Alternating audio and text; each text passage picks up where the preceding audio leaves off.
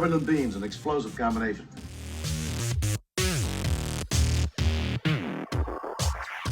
I hate to admit it to you guys, but I'm 39 years old and I've never watched any of the Star Trek movies. You see, my brother is 6 years older than I am, so when we were kids, he would come into the living room, kick my ass, take the remote control, and change it to Sci-Fi Channel. Philadelphia, right? Yeah, my ass. And I would, of course, run to my room and pout. I hated science fiction my whole childhood. I liked Star Wars, but that was kind of mandatory being a child born in the 80s. You had to like Star Wars. It wasn't until the last 10 years or so ago that I started getting into science fiction. I realized sci-fi is a lot more than just aliens in space. Sci-fi is a clandestine storytelling of complex social and political issues, but told with extraterrestrial beings, so mass audiences won't be offended. Sci-fi is a great use of story narrative and a genre I've come to love. And although I've watched many sci-fi movies over the last decade, I still have yet to tackle the elusive white whale that is Star Trek. All 15 movies viewed on their Blu-ray release, this is what it's like to watch Star Trek for the very first time. Hands down, my least favorite of the first 5 Star Trek films. Today we are talking about 1989's Star Trek V, The Final Frontier, directed by none other than Big Billy himself, William Shatner.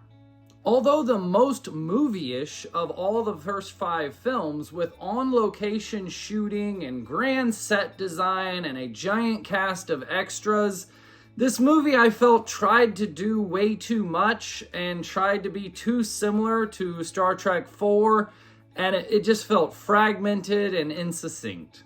This movie dealt with dark backstories and the grand question of all time, of all mankind, does God exist? While also adding slapstick humor and pratfalls, I just felt inauthentic.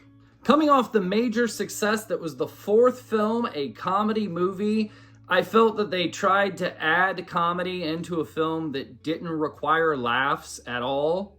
And I don't know if that was the semi-unexperienced director William Shatner's call or a bunch of producers and executives trying to run off the success of the last film. But the jokes weren't good, they were forced in there, and they didn't land.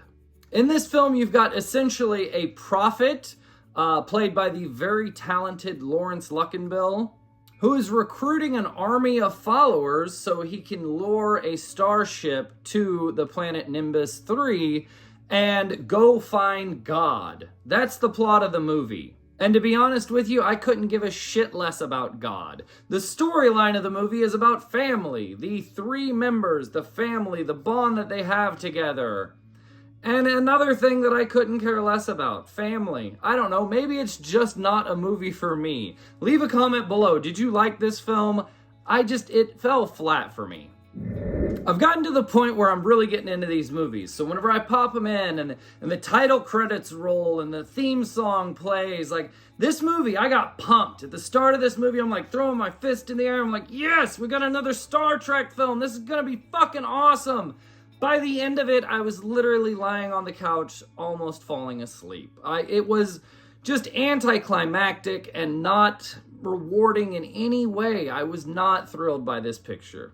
I loved the opening scene of this picture. The windswept desert of Nimbus 3, the dark-cloaked soldier coming up with a blue horse, the man digging holes. Like, I loved the opening scene of this movie. I thought it was fucking great. And in the beginning, I'm like, this might be my favorite movie. And then it cut to real locations of national parks and Shatner climbing. And I'm like, okay, this is kind of cool. I'm getting into this. It was another left turn, but I've expected that. I now expect that from the franchise. And I was really getting into it, but I was quickly let down.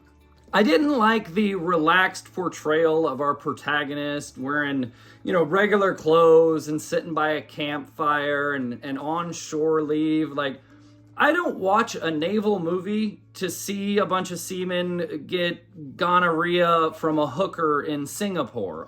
That's not why I watch a naval movie. I watch a naval movie to see 2 ships battle it out and fucking special effects and things like that. I don't want to see these heroes sitting on a log, drinking bourbon, eating beans, and singing campfire songs. Like, that's not what I come to expect from these characters so far. Also, the fourth film in this franchise was a comedy. It was a funny movie. It was a good comedy, well written. This movie, they decided to add slapstick humor into a pretty dark and serious movie with a very large plot and storyline that just felt inappropriate. Like, why are you adding these jokes in here? Scotty saying he knows the ship like the back of his hand and then turning around and hitting his head on a beam, knocking himself out. I mean, what the fuck are we going for? Is this Mr. Beam? Like, what? This is Star Trek. Why is this happening?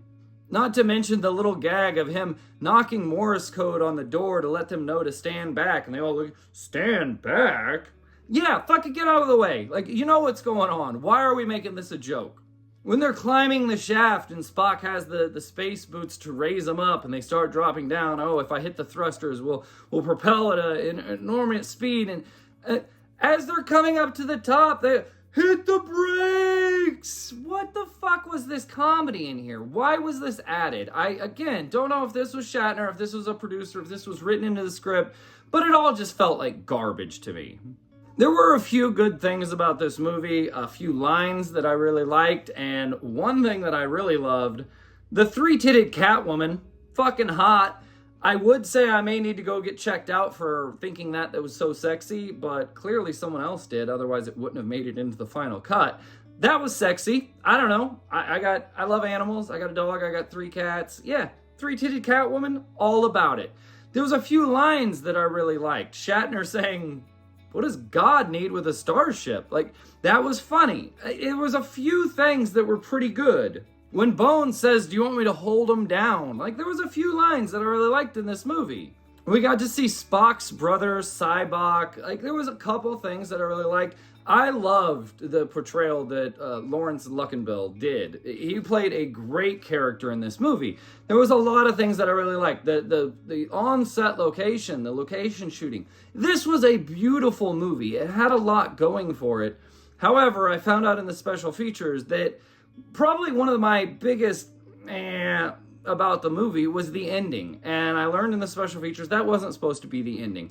The ending was supposed to be this grand escape from the planet as it's slowly coming in and destroying itself because it's not God, it's the devil, and it turns into Dante's Inferno where Shatner's running out and Dante stages of hell and he's running out and there's rock men that are attacking him and all this big theatrical stuff, and all of this was apparently going to cost an extra $4 million, which is like $30 million in today's money. So they had to cut it all back and cut it all out.